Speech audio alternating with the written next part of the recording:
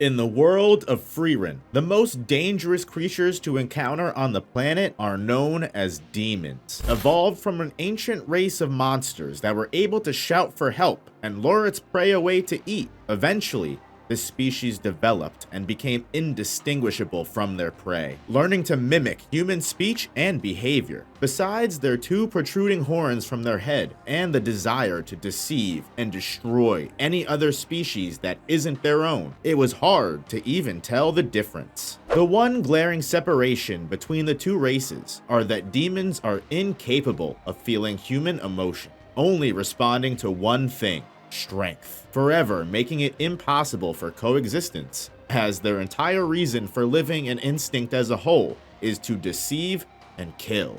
Whether the demon wants to admit it or fight its nature, this is the ultimate truth. Eventually, a demon king emerged, more powerful than all, waging a war on the entire world. This was actually possible, as the demons, blessed by fate, had a more natural affinity to magic than any other race, making it easy to overpower everyone. And similar to the elves, demons were beings that had lifespans ranging over thousands of years, allowing demons to dedicate centuries to learning magic and crafting unique or specialized curses. Their magic of choice sometimes being the only thing that made their kind individuals, as being emotionless hunters. Most of the demons don't have much of a personality, but we'll start to see as we get into the video, the more eccentric or unique the demon, the stronger their influence. Despite being devious monsters, there was a demon hierarchy thanks to the Demon King, who had multiple generals in his army, as well as his own evil squad of top-tier demons known as the Seven Sages of Destruction. These great demons were each renowned for some type of unbeatable signature magic. In this video, I will be dissecting every single named demon in Frieren, explaining their character the most I can, and ranking them on a scale of weakest to strongest. So, whether you're interested in the power scaling of the demons, or just want to know more about them and hear the demon lore, there's something here for everybody. If you haven't already, hit that like button, subscribe if you want to see more content like this, and most importantly, thank you for watching.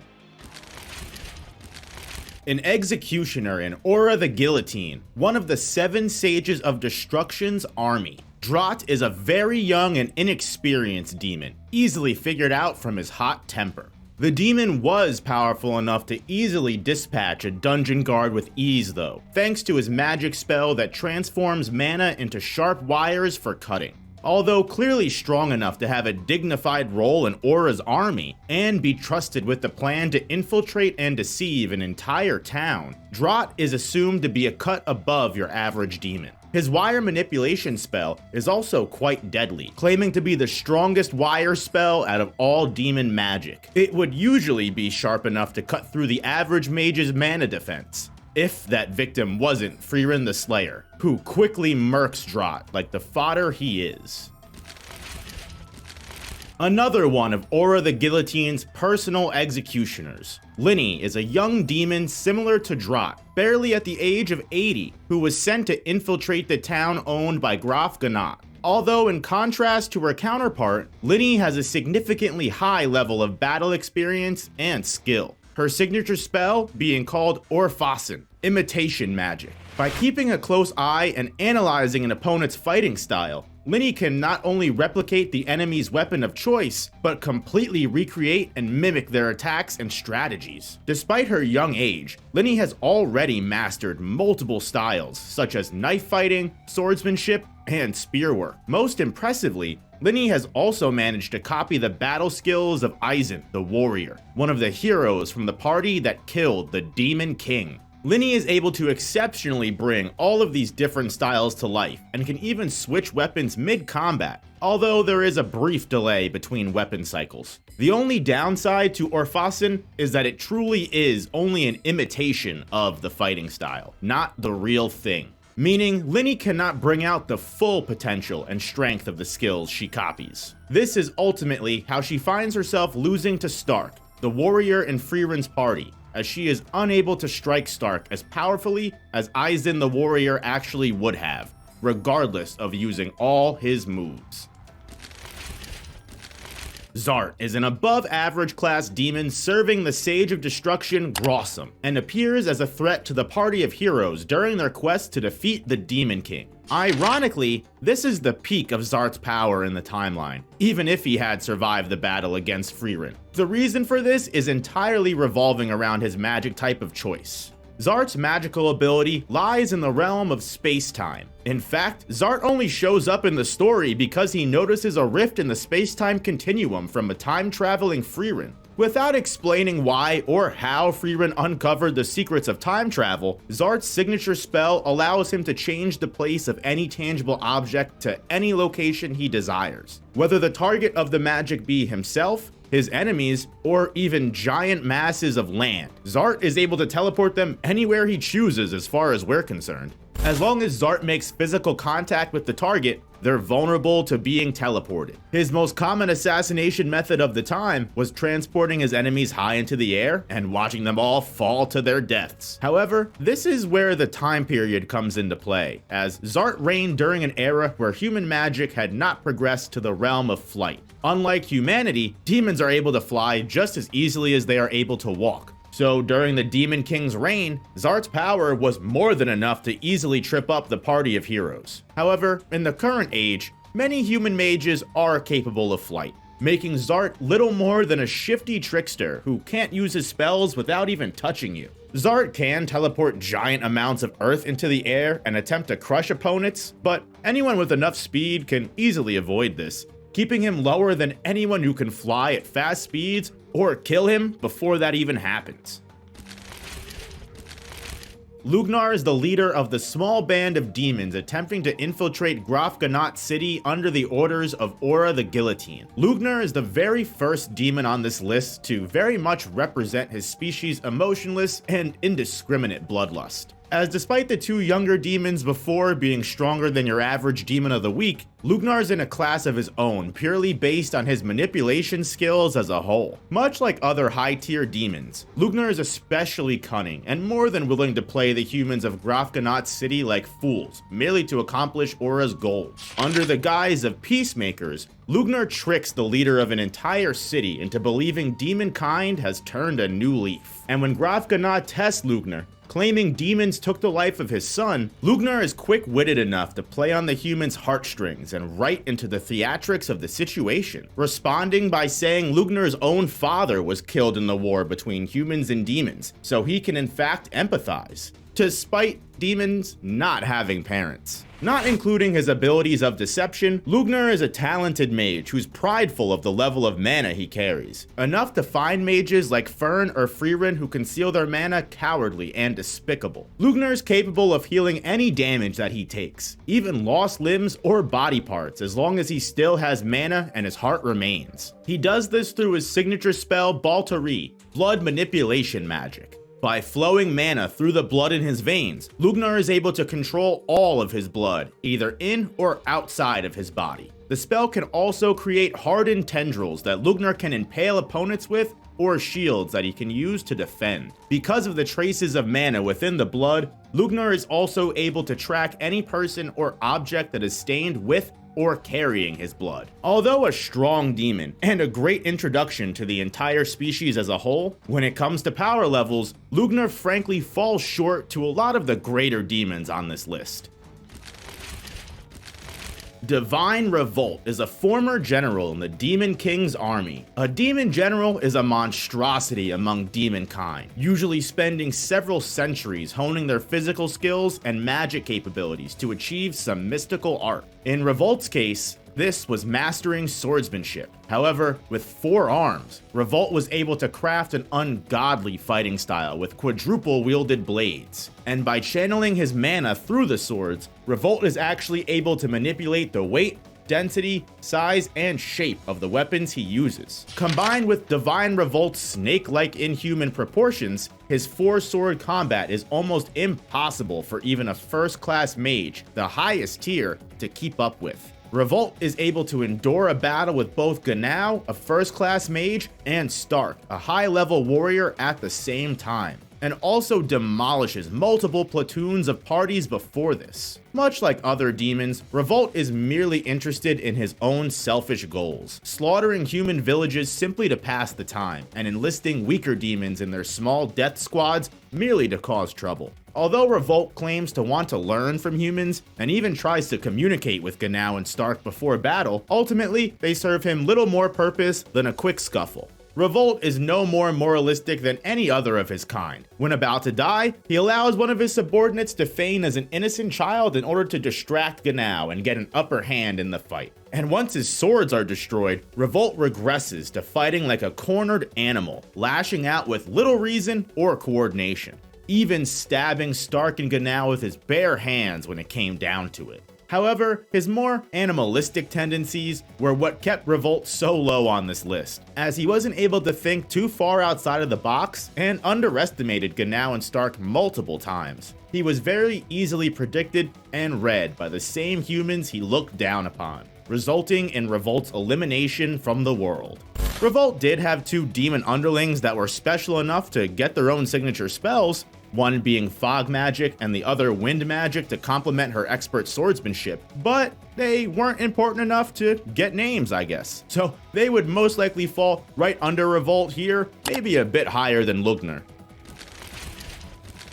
The self-proclaimed greatest warrior in demon history, the bloody god of war Raval, is a great demon who has reigned as a general in the Demon King's army for centuries. Depicted as the demon responsible for not only destroying Stark, one of Frieren's new party members' home villages, but murdering Stark's older brother as well. As a great demon that was given a name, along with Tot, Saint of the End. Although Raval is not a sage of destruction, the level of strength he can amass is incomparable to most demons. Even with just his bare fists, Raval is powerful enough to obliterate his enemies in usually one punch, claiming that Eisen, one of the strongest heroes of humanity, is one of the first warriors to block his attacks in a long time. While simultaneously, Raval still generated enough force to leave a giant scar on the earth behind Eisen. Raval can also manifest any weapon he desires, it seems, in the blink of an eye, conjuring an axe to fight with out of respect for Eisen's own style of battle.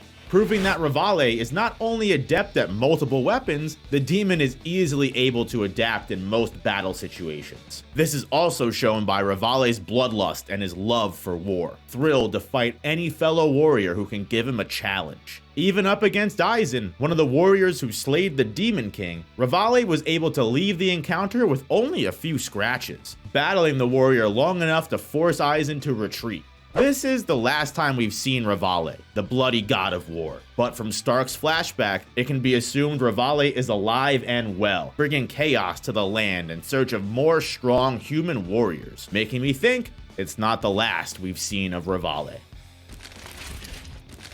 Known as the Saint of the End, Tot is a surprise appearance as a supremely powerful great demon who has been foreshadowed to be a threat to the entire world. Although, not just yet. Tot shows up for a few moments in the past during the reign of the Demon King in an attempt to stop the time-traveling Frieren from escaping the time period and stealing the knowledge Frieren has of the future. However, unlike the other demons called to take action against the time anomaly, Tot refuses to fight, claiming she's no good at battles and all she cares about is the pursuit of magic and living to see another day. Tot offhandedly remarks about a curse she's been manifesting on the planet, but admits it's only at about 30% contamination right now. In another century or so, stunningly close to where we're currently at in the main story, Tot claims her curse will have completely consumed the Earth. At this point, we have no idea what that means, or how strong Tot actually is. She isn't Sage of Destruction level, although it's unclear how much that really matters in the grand scheme of things, as you'll begin to see in some of these higher rankings. It's more than clear she'll be a world-ending threat later on though,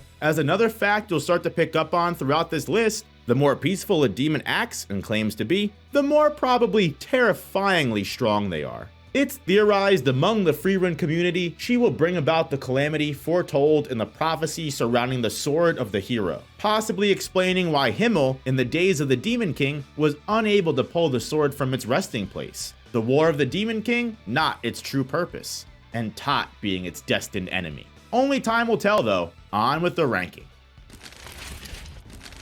Most commonly referred to as Aura the Guillotine. Aura is a sage of destruction whose reign has lasted over 500 years. One of the cruelest demons of all her kind, Aura's reputation of infamy was garnered for subjugating every single enemy that fell to her, and recruiting them into an ever-growing undead army. However, the title Guillotine specifically arises from her trait of decapitation for all of her undead soldiers, something she gained after learning her control could be broken by someone with an undying and unbreakable will. Instead of ever taking that chance again, Aura simply forces every subordinate to forfeit their head, leaving her surrounded by nothing but a headless army and her demon executioners. Aura was one of the special sages to somehow survive the pivotal encounter with the hero of the South, and even got lucky twice, only losing half of her army to the party of heroes and escaping with just an injury from Himmel the hero during the party's quest against the Demon King.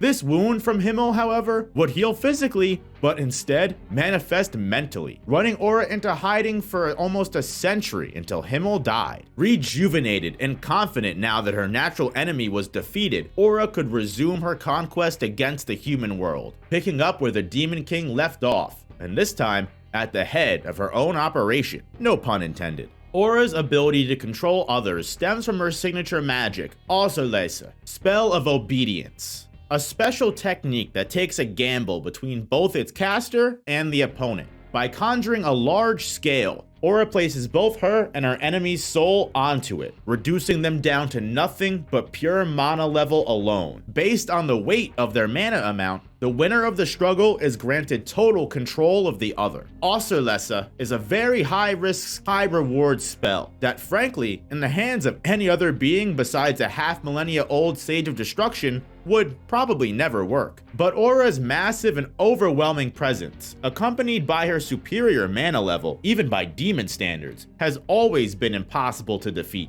And with mana detection, Aura always knows who she should and shouldn't try this against. Unless someone was to hide their true mana level, of course. But who would do that? Aura is a very powerful demon who is more than aware of her place in the food chain. Her entire arc in the story is resorting to deception and tricking her opponents into peace, because fighting them is just costing her soldiers and time. And she isn't dumb enough to see an end in this endless cycle of war. Interestingly enough though, this is what separates her from the demons ranked above, as instead of playing sly games, some demons would just crush their enemies with overwhelming strength. And although Aura plays her part well, it's undeniable there are demons that outrank her in power. One of the most infamous demons of all time, Quall, also known as the Elder Sage of Corruption, is a monstrous and vile creature compared to others of his kind, something that is very much reflected in his appearance. During the time of the Demon King's reign, Quall was responsible for the deaths of over 40% of adventurers and 70% of sorcerers. In fact, when locked in combat with Frieren and the rest of the party of heroes, Quall proved too strong for any of them to vanquish, resulting in the party sealing him temporarily until a countermeasure could be created to stop him. What made Quall so devastatingly powerful was his signature magic, the killing spell Zoltrak. Mana that was so strong, it was able to pierce any and all defenses, almost guaranteeing death to any who were struck by it. On top of this, Quall was very intelligent and was easily able to analyze any magic he was up against. This adeptness is even shown when Quall is unsealed by Frieren, and despite only being awakened for a couple of minutes, Quall quickly identified Fern, Frieren's apprentice's defense vulnerabilities, and changed his strategies to hit them effectively. Frieren immediately steps in and eliminates Quall though, quite easily this time I might add, as unfortunately in the 80 years that Quall was sealed, Zoltrak, his life's work, was completely deconstructed and repurposed by humanity to work against the demons. This results in Quall quickly meeting his end at the hands of his own spell, and thus permanently altering the power gap between humans and demons, as from this point onward, no demon is properly prepared for a human casting Zoltrak on them. Because the spell is so new, only around for approximately 80 years or so, most great demons are significantly older than Zoltrak. meaning dodging or defending it are not yet ingrained into their senses of habit, meaning almost all demons, even some of the highest ranked like Macht the Golden, a Sage of Destruction we'll definitely be discussing later, suffer from the weakness to killing magic. It's for this reason, despite Quall being taken out fairly easily by Frieren, he has a significant advantage against any demon that can't endure his superior mana output. The Immortal Bose, one of the 7 Sages of Destruction, the peak of demon kind. Reigning over the northern lands for centuries and establishing his name, Bose was infamous for his defensive barrier magic. Said to be unbreakable, Bose was one of the only sages to survive a pivotal encounter during the War of Demons, between the legendary hero of the South and all 7 Sages of Destruction along with their leader. Bose's indomitable shield, most likely the reason for his survival, he eventually met his end by the party of heroes on their quest to slay the Demon King. Trapping the team in an immaculate barrier composed of square grids, Bose would be surprised to learn his defense was actually not impenetrable and could slowly be chipped away at and broken through by the undying will and strength of a hero. Regardless of Bose's loss, among demon kind, he achieved the highest honor as a Sage of Destruction and was immortal as far as any demons on this list were concerned, assumedly having more barriers and shields powerful enough to withstand and trap any demon listed below him. One of the 7 Sages of Destruction, and given the name Gralzam the Miraculous, Gralzam is one of the most terrifying presences among all of demon kind. Despite being undeniably loyal to the Demon King, Gralzam exists as mostly an enigma. In fact, most of his kind doesn't even know if they've seen what Gralzam truly looks like, as the demon is infamous for shapeshifting, constantly changing his appearance to suit the era he's immersed in. This transformation magic not only makes it easy for Gralzam to blend in and hide amongst humanity, Gralzam can turn into enemy allies and deceive them into letting their guard down. Classic demon deception 101. But what makes Gralzam's deception all the scarier is his hypnosis magic. Shapeshifting isn't Gralzam's only spell, his signature technique being known as Anziashella, magic to guide one to paradise. Taking his manipulation of reality one step further, past himself and to his opponent, Gralzam can plunge an enemy into a deep, almost impossible to escape dream, where one can truly lose themselves in happiness and give up. Gralzam's mana concentration is strong enough to even drag great demons into his hallucinations. Until his encounter with the party of heroes, Gralzam claims to have never met a mage capable of resisting his magic, something Hater, the priest, is able to accomplish due to being highly skilled against the nature of curses and demonic magic. And Himmel the hero manages by letting his body fight on instinct, despite being locked inside the dream. Although these are great exceptions, it does show Gralzam isn't unbeatable, especially based on the fact once he's backed into a corner and has to resort to actual combat, he's easily bested by the combined efforts of Hater and Himmel. This is even with Solitar, a higher ranked demon's backup from afar, proving that Gralzam is truly reliant almost wholeheartedly on his illusionary magic, and isn't much of a fighter. Although Gralzam is one of the sages to survive the encounter with the hero of the South,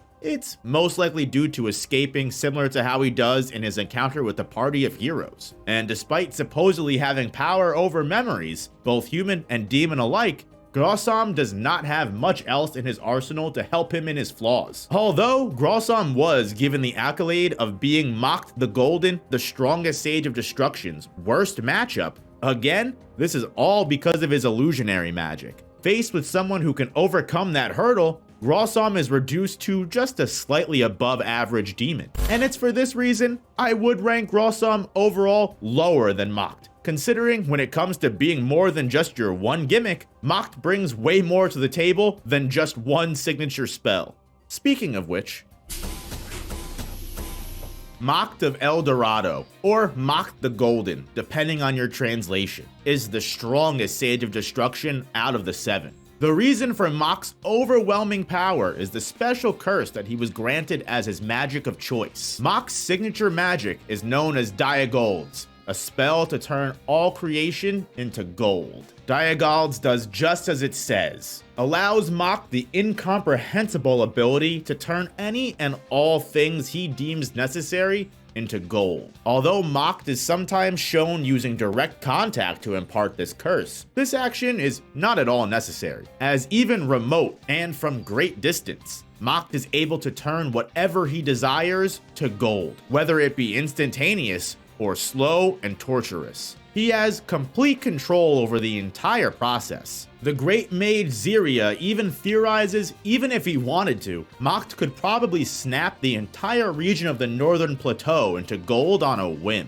The reason he doesn't is the same reason, despite being all-powerful, Macht remains a conflicted individual, blessed with magic that is almost unbeatable, some would say. Macht, despite being a demon, develops a boredom around war and violence. He grows jaded to fighting because, at the end of the day, it's all pointless to him. With Diagold's, Macht can end any opponent at any time without fail, making conflict as a whole a mundane affair. Macht doesn't resent his magic type though. And actually, Macht draws out most of his fights not because it would be boring to win immediately, but because of the great sense of pride he feels using Diagold, not wanting to waste it on trivial fodder that isn't even worth his time. Ultimately, Macht's inner conflict drives him to a pursuit of trying to understand the humans he's been slaughtering for centuries, perhaps finding the answer to their endless struggle and beginning an era of peace. However, because of Macht's demonic nature, and realistically wanting quote-unquote coexistence with humans for selfish reasons, the demon never truly was able to find the answer he sought. Trying unrelated experiments like pitting two human children in a fight to the death to try and understand the emotions they'd be going through, to eventually coming upon a political leader named Gluck, who Macht, with intentions of coexistence, would befriend, slowly integrating himself into Gluck's political cabinet and human society to truly immerse himself in the lifestyle. During this time, Macht takes on a human apprentice in the mage Denken and fosters a strong mentor-student relationship with the boy, imparting his knowledge of magic and skill onto the child, in hopes one day he may have a strong challenge. Macht also helps villagers with everyday tasks and even goes as far as to defend towns from the Demon King's army. Being a human's assistant and a traitor to his entire species meant nothing in the chances Macht could one day come to truly understand humanity. At the end of his experiment, Macht's twisted definition of understanding reared its head, planning to indulge himself into the human emotion of guilt by turning the entire town that took him in and his close friend Gluck that he began this journey with to gold, hoping that after truly living the human experience, if it was all taken away from him, Macht would finally see things from a human perspective. It failed, proving that demons truly are unable to coexist or ever empathize with humanity, as looking at the site of what he once called home, Macht felt nothing. And what made this worse is that no matter how many lives were lost over what ended up being a pointless experiment, Macht is unable to reverse any of it. Despite having such omnipotent power like turning all of creation to gold, because Macht is a demon and therefore unable to truly visualize what returning a human body back to normal would be, Diagold is a spell that can never be reversed. The tragedy of Macht is a tale of a demon who truly, really believed they could become one with humans, even if that meant sacrificing all he thought he held dear. Even thinking of committing such a crime is monstrous in and of itself, and following protocol, no matter how much a demon claims to be opposed to violence, it usually almost always just means they are terrifyingly powerful. Besides Diagold's, and truly, honestly, having no need to be, Macht is just as powerful of a warrior as he is a mage, being able to convert the coat he wears into a golden blade or shield. Macht is a proficient swordsman and soldier, even able to shatter a first-class mage's defense barriers with his sword swings. It appears his strongest weapon is the trident he's able to craft out of the gold particles he creates, as this is Macht's tool of choice when going all out in a fight against his student Denken.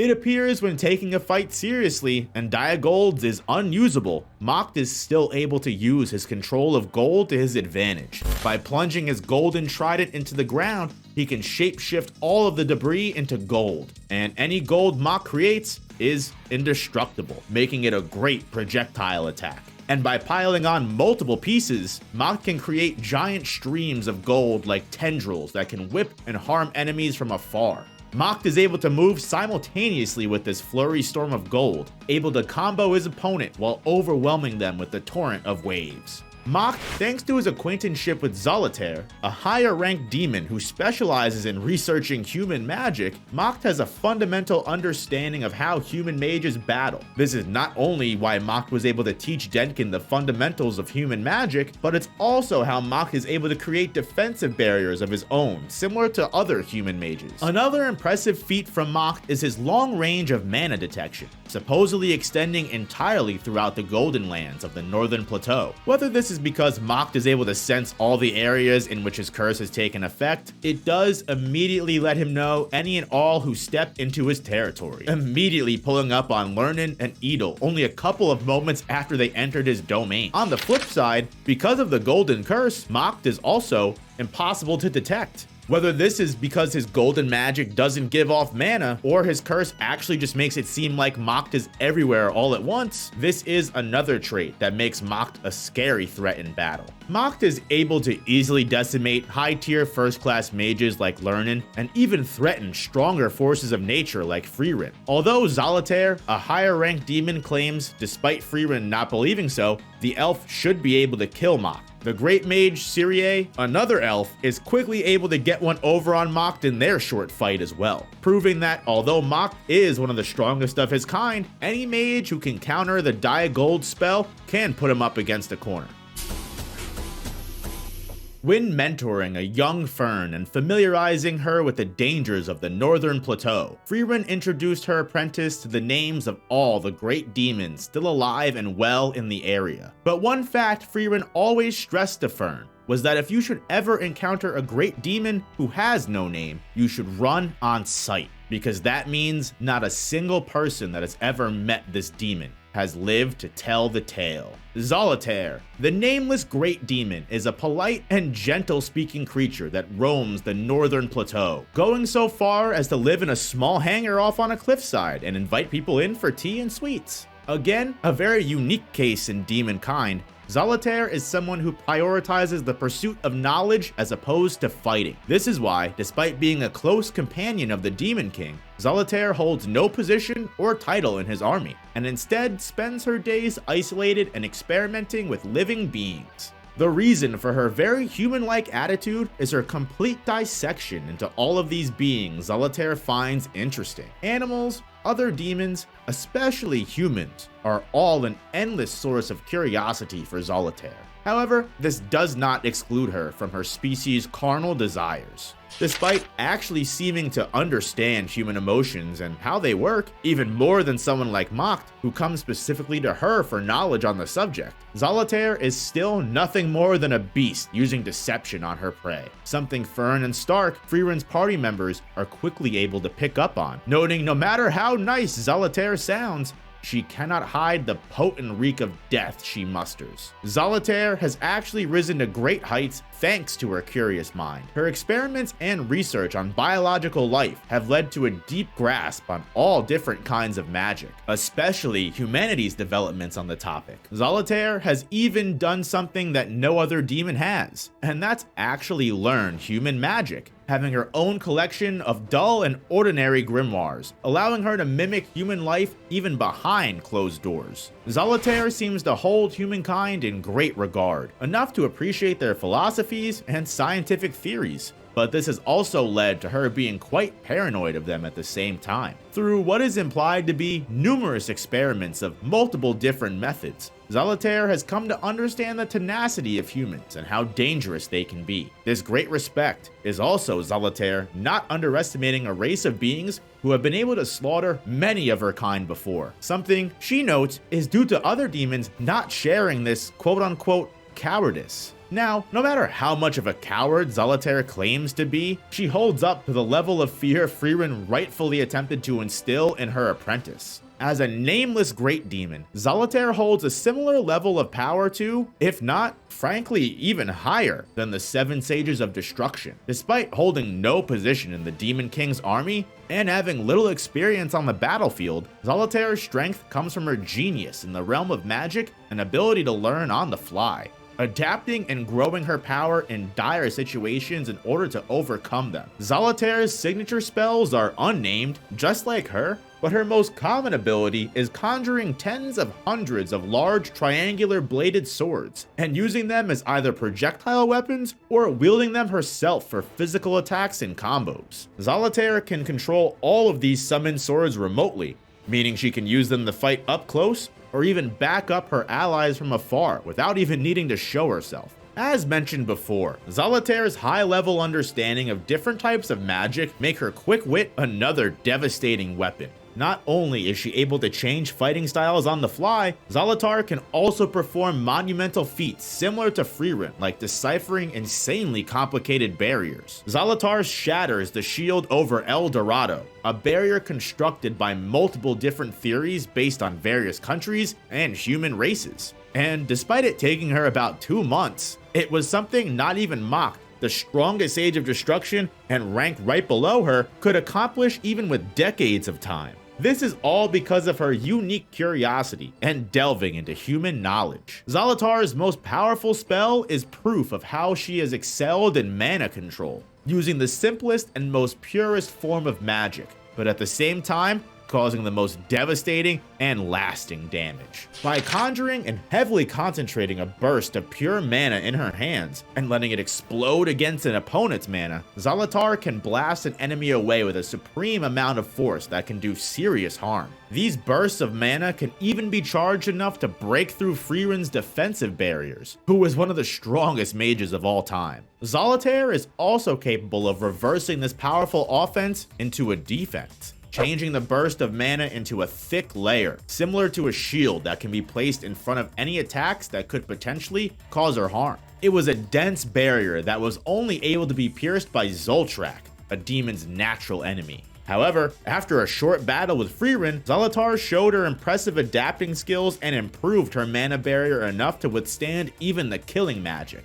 At the end of the day, despite Solitar being one of a kind, on her deathbed, she shows her true nature, a deceitful creature willing to lie and cheat to survive. A powerful mage in every right, able to press even Frieren the Slayer in combat to a point she hadn't been in decades. Solitar's pursuit of knowledge leads me to believe, much like Frieren, given the chance, she could deconstruct any spell or barrier, even Diagold's, which is why I place the nameless great demon Solitar just above Macht the Golden, but right beneath someone who I think might be a little better than both of them.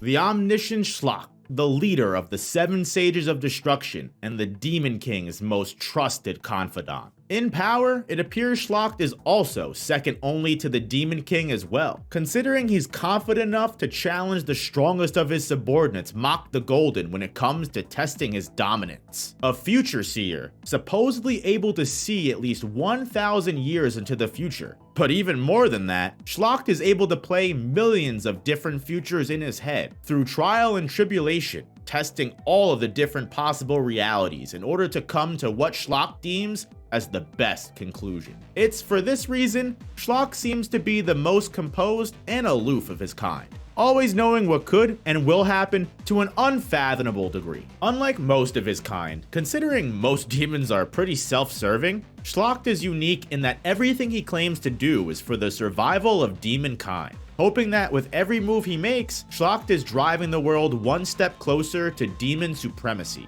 That end goal may come 1,000 years from now, and he may not even live to see it, but as long as every card is played correctly, if Schlacht can see demons reign, he would do whatever it takes. This is also something that separates Schlacht from most other demons, being one of the only of his kind to confidently accept his foreseeable death, and even, as Macht puts it, knowingly walk towards it. Because despite ultimately knowing that he will meet his end at the hands of the hero of the South, a human who, ironically, has the same sightseeing powers as Schlacht, Schlacht does not attempt to change his fate in the slightest, knowing full well it's simply just another step towards the future he himself witnessed 1,000 years from now. Unfortunately, Macht's memories of the battle with the hero of the South are wiped by Grossum. This is because, through his future sight, Schlacht had already knew at some point later in the timeline, during the El Dorado arc in the manga, Frieren would read Macht's memories and potentially witness this monumental moment in history. Because of this, we sincerely do not know what happened at this critical battle for humankind. All we do know is that it resulted in the deaths of 3 Sages of Destruction, the slaying of both the Hero of the South and Schlacht at each other's hands, and that this all was a part of the greater plan Schlacht had laid out for his species. While most of this event is hazy, and only time will tell if what we think happened at this battle is actually what happened, one thing is for sure. Despite dying prematurely in the Frieren story, it will never be denied Schlacht was one of the strongest demons to ever walk the earth, and he truly was second to only one.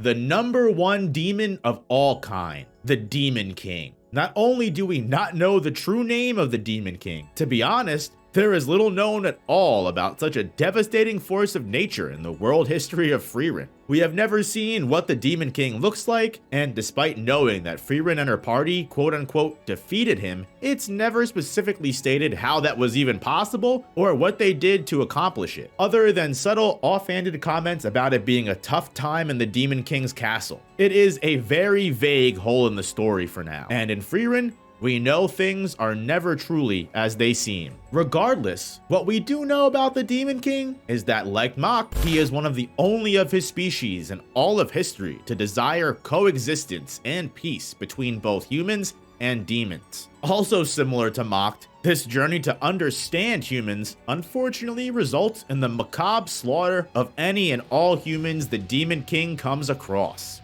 attempting to create peace through either the complete subjugation of humans or killing just about enough of them to finally figure out what makes them tick and being able to adapt those personality traits into demon kind. You know, whatever comes first. It's based on this fact that makes how Frieren and the team handled the threat of the Demon King even more of a mystery, considering what we know of demon hierarchy for how quote-unquote peaceful the man strived to be to command the legions of the entire demon race and receive undying loyalty from a species that literally only responds to power and deception. The Demon King must have not only had the strength to defeat every single demon ever born, his mere mana presence alone must have been enough to instill absolute terror in any who even faced his direction. Regardless of whatever kind of person the Demon King turns out to be, or however his reign of war and terror was ended, the cold hard facts are, he is not only responsible for the extermination of the entire elven race,